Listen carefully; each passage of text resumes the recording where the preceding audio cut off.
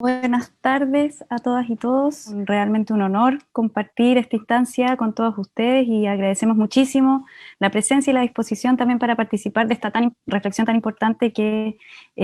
a la que nos estamos sumando como colectivo. Lo primero que fue difícil de acotar es que, bueno, la palabra monumento quiere decir de conmemoración, pero también de monumentalidad, es decir, como lo que ponemos en lugares principales, etc.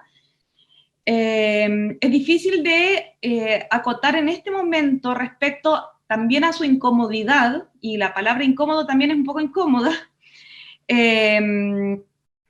de acotada solamente a la dictadura para poder respecto a este límite temporal o este límite también espacial y simbólico, en el marco de que en este momento estamos en una disputa gigante de los espacios simbólicos que se están disputando, los espacios políticos y simbólicos del espacio público. Todo está siendo cuestionado en este momento y lo que yo encuentro interesante de eso, y que es por eso que es tan difícil de acotar a la dictadura cívico-militar, es que como que el pasado se nos vino encima.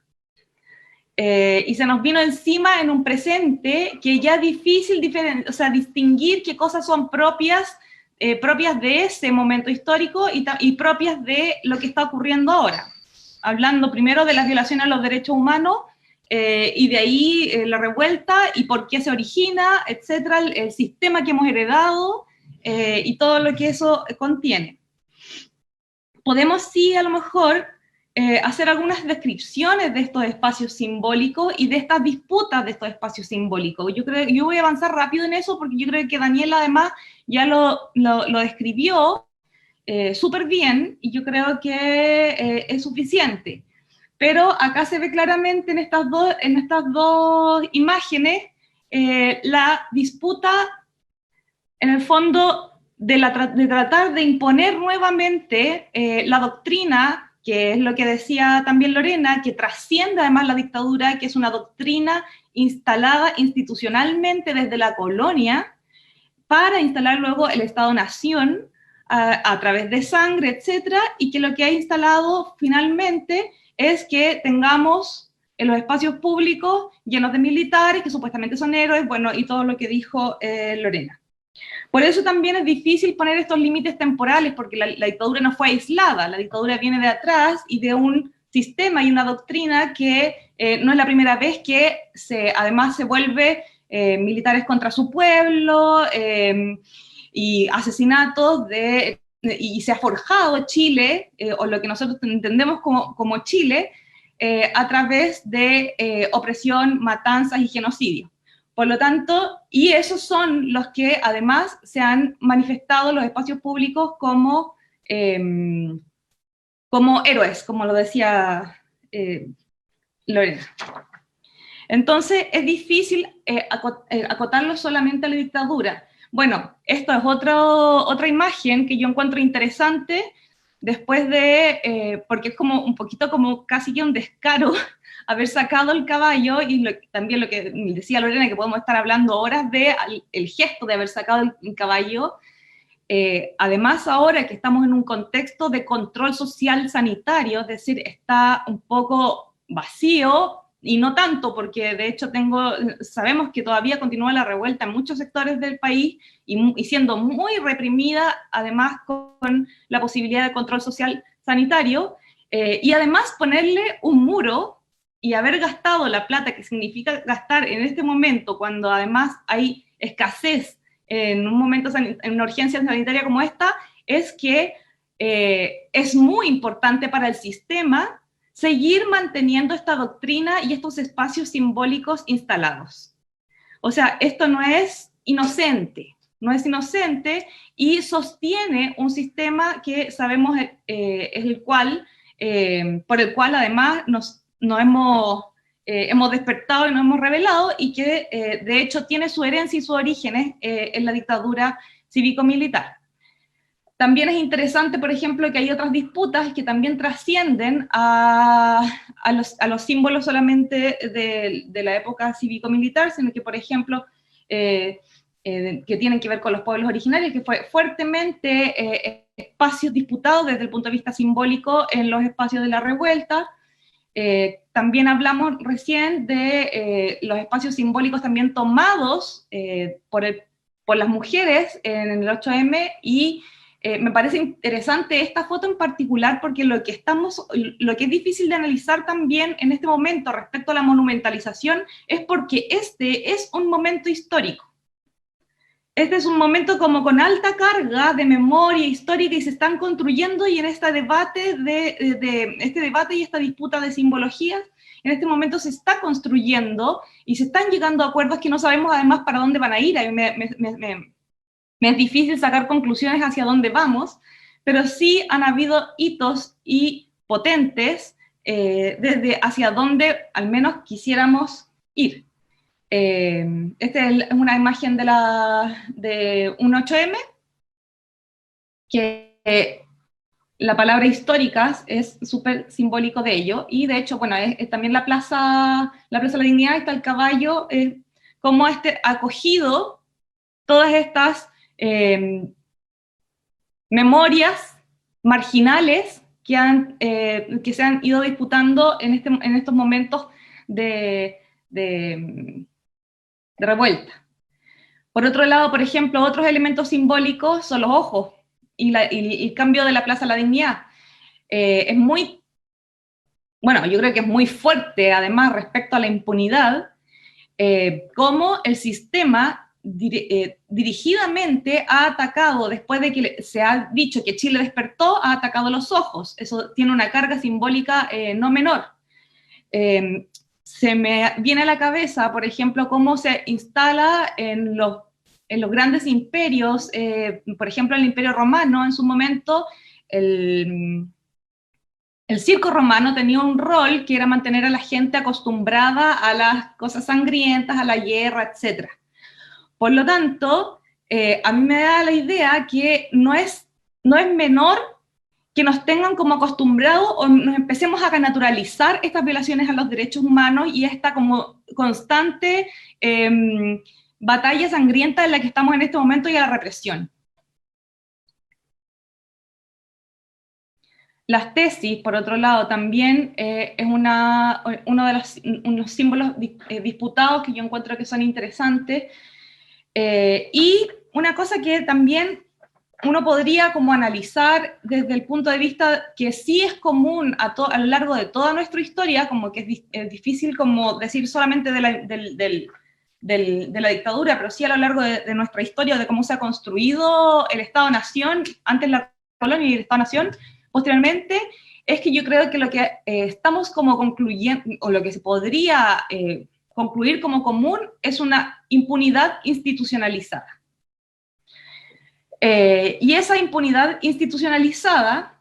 está instalada, como bien le decía Lorena, tanto en la educación, en las doctrinas, en los espacios públicos, y se instala como, por ejemplo, cuando es el día del carabinero y el niñito después en el colegio dice que quiere ser carabinero. Pero no le dicen que que el señor carabinero ha violado derechos humanos durante chorrocientos años, o que esa institución tiene una doctrina del enemigo interno, bueno, en fin, ya lo sabemos. Entonces creo que el sistema en este momento y la institucionalidad, que además está en crisis de legitimidad, porque todo esto es porque no tenemos dónde acudir de lugares democráticos para poder cambiar nuestra realidad hoy como país, es porque tenemos, además de una institucionalidad legitimada, una impunidad institucionalizada, que va desde el Ejecutivo, también el Congreso, lo que decía Lorena, de no querer avanzar en legislaciones como el negacionismo, es porque hay impunidad institucionalizada. El aparato judicial, bueno, ¿para qué decir?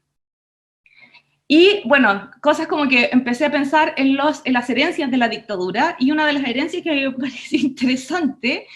esto lo hicimos hace como 3 años en el Costanera Center, o 2 años, 3 años, sí, hoy como que pasa el tiempo con la cuarentena. lo hicimos en el Costanera Center por, bueno, impunidad, con